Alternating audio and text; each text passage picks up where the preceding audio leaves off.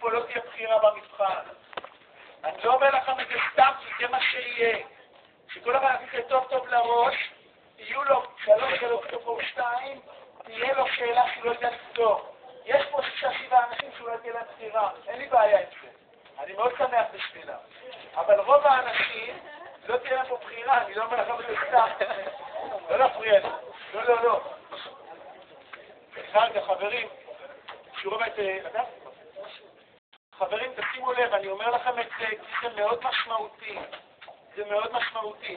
אם מישהו פה יש איזה סיפור כתיגונומטרי בבית שהוא לא יודע לפתור, אני אומר לכם, קחו בחשבון שכל התרגילים של כל הקורס הם בשביל 2 מ-3.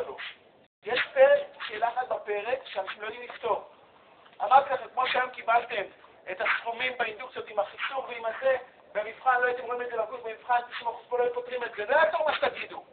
כי עובדתית שזה היה בבגרות, 190% לא פתרו את זה טוב. זה עובדה, אני לא ממציא את הסטטיסטיקה הזאת. אז בגלל זה אני אומר לכם, בכל פרק עם משהו שאתם לא מכירים, אתם צריכים לדעת הכל. אם מישהו פה חושב שלדעת שסינוס בריבועית זה 1 פחות סינוס בריבועית זה גבעה גבוהה בשבילו, אז אני אומר לכם, זה לא גבוה בשביל 4 יחידות אפילו. כל פעם שאני עושה בדברים, אנשים מופתעים ממה זה קוסינוס 2x. אז להיכנס לעניינים כבר הגיע הזמן, וכל הנפטרים